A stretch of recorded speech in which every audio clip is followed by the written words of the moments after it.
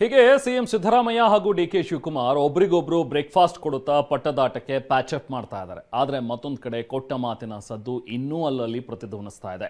ಅಧಿಕಾರ ಹಂಚಿಕೆಯ ಸೂತ್ರ ರಹಸ್ಯವಾಗಿ ಉಳಿದಿದೆ.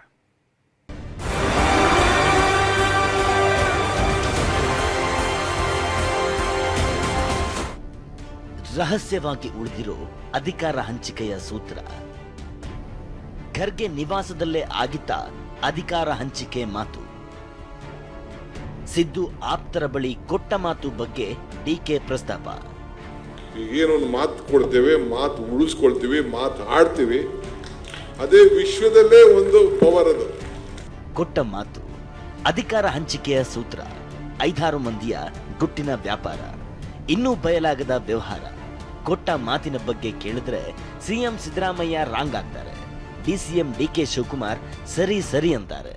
ನಾಯಕತ್ವದ ಗೊಂದಲಕ್ಕೆ ತಾತ್ಕಾಲಿಕ ಬ್ರೇಕ್ ಬಿದ್ದರೂ ಕೂಡ ಕೊಟ್ಟ ಮಾತಿನ ಜ್ವಾಲಾಮುಖಿ ಮಾತ್ರ ಸ್ಫೋಟವಾಗ್ತಾನೆ ಇದೆ. ಇದೀಗ ಎಐಸಿಸಿ ಅಧ್ಯಕ್ಷ ಖರ್ಗೆ ನಿವಾಸದಲ್ಲೇ ಕೊಟ್ಟ ಮಾತಿನ ಚರ್ಚೆಯಾಗಿರೋ ಇನ್ಸೈಡ್ ಮಾಹಿತಿ ಸಿಕ್ಕಿದೆ.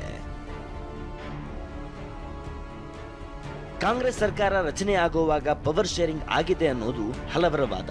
ಅಧಿಕಾರ ಹಂಚಿಕೆ ಮಾತುಕತೆ ವೇಳೆ ರಾಹುಲ್ ಗಾಂಧಿಯನ್ನ ಬಿಟ್ಟು 6 ಮಂದಿ ಉಪಸ್ಥಿತರಿದ್ರು ಅನ್ನೋ ಚರ್ಚೆ ಇದೆ. ಎಐಸಿಸಿ ಅಧ್ಯಕ್ಷ ಖರ್ಗೆ, ಕೆಸಿ ವೇಣುಗೋಪಾಲ್, ಸುರ್ಜೇವಾಲಾ, ಸಿಎಂ ಸಿದ್ದರಾಮಯ್ಯ, ಡಿಸಿಎಂ ಡಿಕೆ ಸುರೇಶ್ ಇದ್ರು ಅನ್ನಲಾಗ್ತಿದೆ. ಆದ್ರೆ ಪವರ್ ಶೇರಿಂಗ್ ಬಗ್ಗೆ ಅಧಿಕೃತ ಮಾಹಿತಿ ಇಲ್ಲ, ಇನ್ನು ಗುಟ್ಟಾಗಿಯೇ ಇದೆ.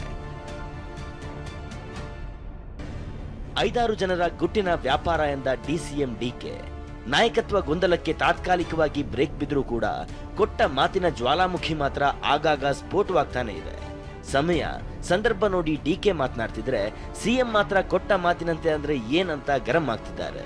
ಫೈನಲ್ ಆಗುತ್ತೆ ಅದು ನನಗೆ ಗೊತ್ತಿಲ್ಲಪ್ಪ, ನಾನೇನು ಕೇಳಿಲ್ಲ. ನನಗೆ ಚೀಫ್ ಮಿನಿಸ್ಟರ್ ಮಾಡಿ ಅಂತಲೂ ಇದು ನಮ್ಮ 5-6 ಜನದ ಗುಟ್ಟಿನ ವ್ಯಾಪಾರ. ನಾನು ಇದನ್ನು ಬೈರೋಂಗ ನಾನು ಮಾತಾಡೋದು. ನಾನು ನಂಬಿರೋದು ನಮ್ಮ ಆತ್ಮಸಾಕ್ಷಿ. ನಮ್ಮ ಆತ್ಮಸಾಕ್ಷಿಲಿ ನಾವೆಲ್ಲ ಕೆಲಸ ಮಾಡಬೇಕು. ನನಗೆ ಪಕ್ಷಕ್ಕೆ ಯಾವ ಥರದ ಮುಜುಗರ ತರೋಕ್ಕೂ ನನಗೆ ಇಷ್ಟ ಇಲ್ಲ, ಪಕ್ಷನ ವೀಕ್ ಮಾಡೋಕ್ಕೂ ನನಗೆ ಇಷ್ಟ ಇಲ್ಲ. ಪಕ್ಷ ಇದ್ದರೆ ನಾವು, ಕಾರ್ಯಕರ್ತರು ಇದ್ದರೆ ನಾವು. ಏನು ಕೊಟ್ಟ ಮಾತು? ಹೈಕಮಾಂಡ್ ಹೇಳಿದ್ರೆ ಮಾಡ್ತೀವಿ ಅಂತ ಹೇಳಿದ್ಮೇಲೆ ಕೊಟ್ಟ ಮಾತಿನಂತೆ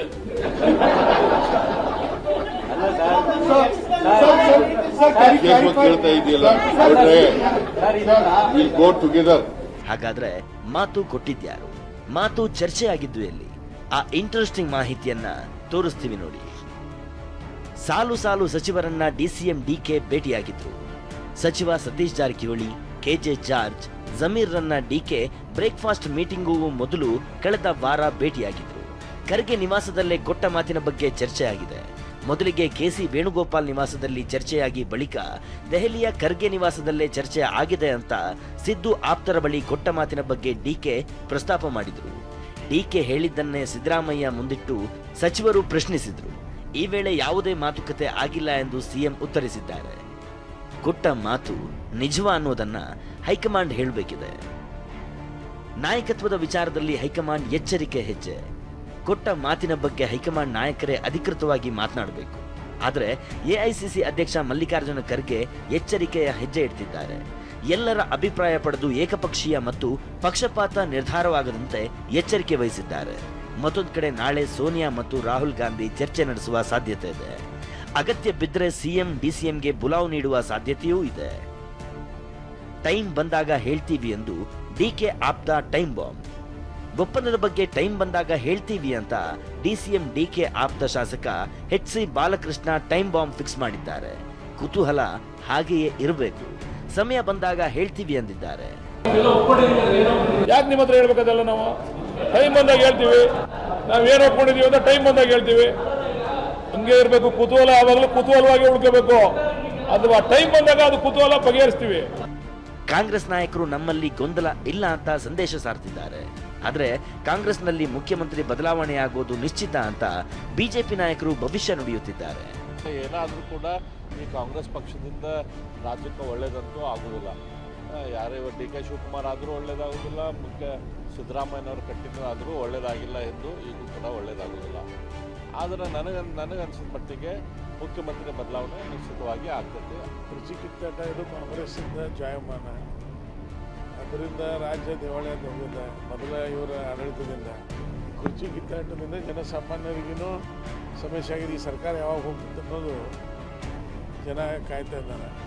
ಕುರ್ಚಿ ಕಿತ್ತಾಟಕ್ಕೆ ತಾತ್ಕಾಲಿಕ ಬ್ರೇಕ್ ಬಿದ್ದಿದೆ. ಕೆಲ ದಿನದ ಬಳಿಕ ಮತ್ತೆ ಕಿಚ್ಚು ಹೊತ್ತಿಕೊಳ್ಳುತ್ತಾ, ಅಷ್ಟರಲ್ಲಿ ಹೈಕಮಾಂಡ್ ಮದ್ದರಿಯುತ್ತಾ ಕಾದ್ ನೋಡ್ಬೇಕಿದೆ. Bureau report, TV9.